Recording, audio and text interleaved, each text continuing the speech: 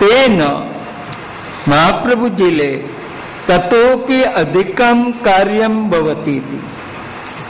એટલે સુગ્રીવ સાથે સંબંધ કર્યો ને વાલીને માર્યો, એને બદલે વાલીને જીવતો રાખ્યો હોત તો વધુ રામનું કામ થઈ શકત.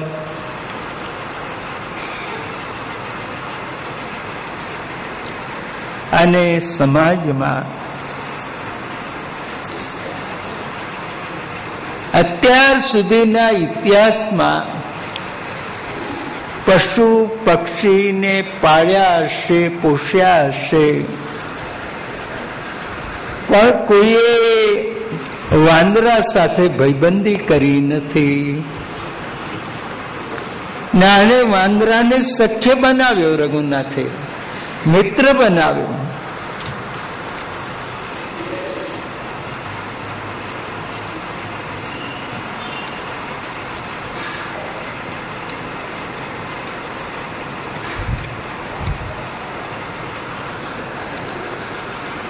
હવે તો એને મૈત્રી નિભાવતા આવડી નહીં. કદાચ બે ભાઈમાં મન ઊંચા થાય તો એકનો મિત્ર બીજાની પાસે જઈને સમાધાન કરાવે. એને બદલે આને તો એના ભાઈને જ મારી નાખ્યો. બીજી વાત, સ્ત્રીમકૃત વિરૂપામ સ્ત્રીજિત કામયાનામ. શૂર્પણખા પરણવા આવી, લગ્ન કરવા, એમાં એનો અપરાધ કયો? ના પરણવું તો ના કહેવાની હોય, એમ નાક કાપી નાખો.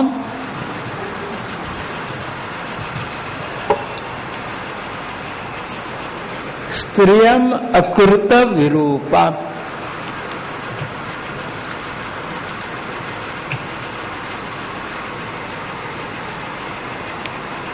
રામે તો એને વિરૂપ બનાવી, એને કોઈ ના પરણે એવી બનાવી. હું તો ના પરણું, પણ તન જગતમાં કોઈ ના પરણે, એમ નાક કાપી નાખ્યું.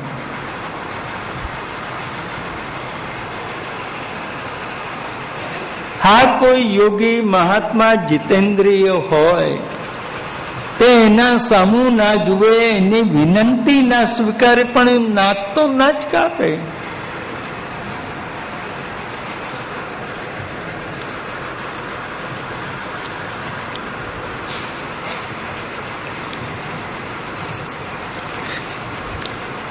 અને રામ એવા ત્યાગી તપસ્વી હોત તો જુદી વાત છે, પણ રામ કેવા છે?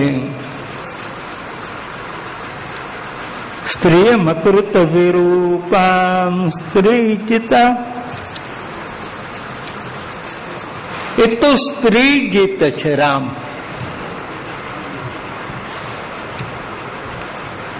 સ્ત્રીજીત એટલે સીતાની પાસે રામનું કશું ઉપસતું નહોતું.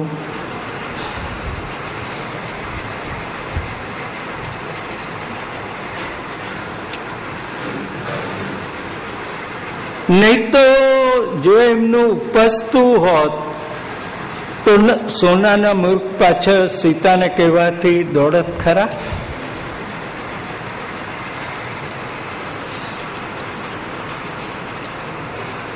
અસંભવમ હેમ મૃગસ્ય જન્મ તથાપિ રામો લુભે મૃગાય.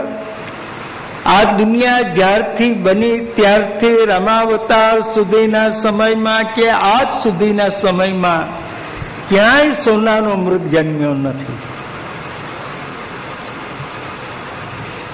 અને છતાંય રામે એની પાછળ દોડ્યા કેમ? સીતાને રાજે રાખવા. સ્ત્રી જીતા, સ્ત્રિયા સીતયા જીતા, સ્ત્રી જીતા.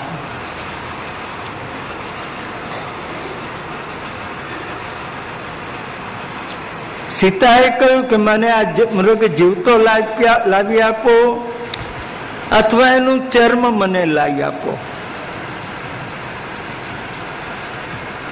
ભગવાને કહ્યું આવા મૃગ હોય નહીં, આ તો કોઈ અસુરની માયા હશે.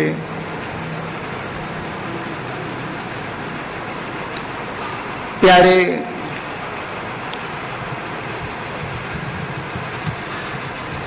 તો સ્ત્રીઓ પાસે એક મોટામાં મોટું શાસ્ત્ર છે.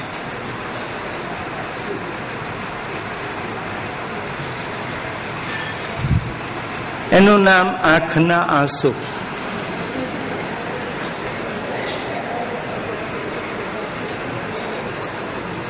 અને આંખમાં બે આંસુ સાથે આમ કે અમારું કોઈ નહીં, ત્યારે તમને કહેવાનું ને.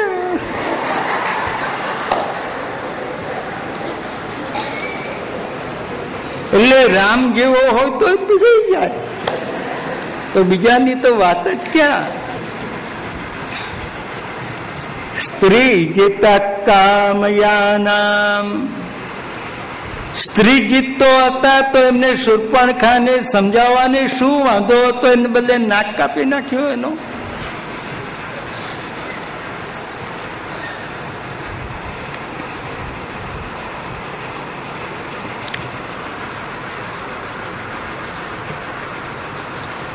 એ કોઈ તાટકાની માફક યુદ્ધ કરવાનો તે આવી કે એને મારવી પડે.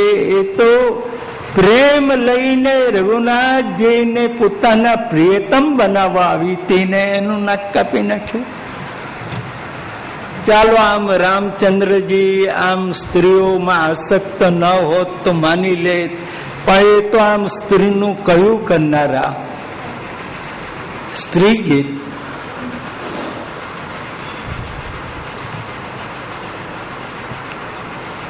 એના કરતા પણ મોટો અપરાધ એને કર્યો, એને ગુણ ના વસ્યો. બલિમપી બલિમત્વા વેષ્ટયદ્વાંશવદ્યત, બલિમપી બલિમત્વા.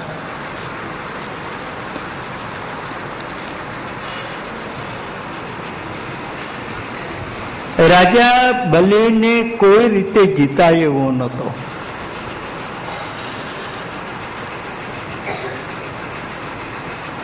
ત્યારે ભગવાન એને ત્યાં ભિક્ષા માંગવા આવ્યા.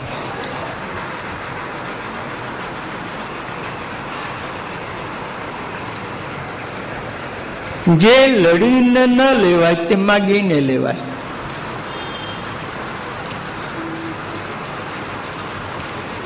પણ માગવાનું કામ એવું છે કે બધાને ના આવડે.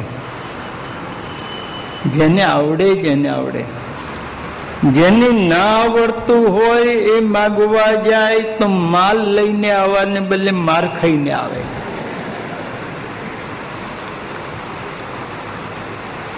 કંજૂસમાં કંજૂસ હોય એને આમ પેલા કે આ ધરતી ઉપર રાજા કર્ણ જન્મ્યા તો તમે જ્યાં બીજા કોઈ નહીં.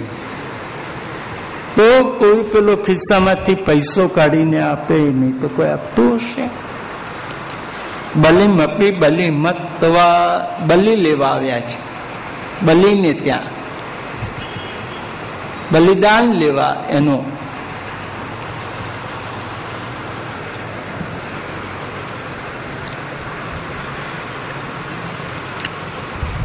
અને કહ્યું અમે બ્રાહ્મણો અમારે સ્નાન સંધ્યા સ્વાધ્યાય અમે જેની જમીનમાં બેસીને કરીએ એના છઠ્ઠા ભાગનું પુણ્ય લઈ જાય.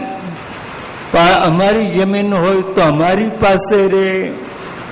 તો આ બધું કરવા માટે 3 પગલા ભૂમિ જોઈએ. અને તે હું મારા પગથી માપું એટલા 3 પગલા, બીજો માપે તે ન ચાલે.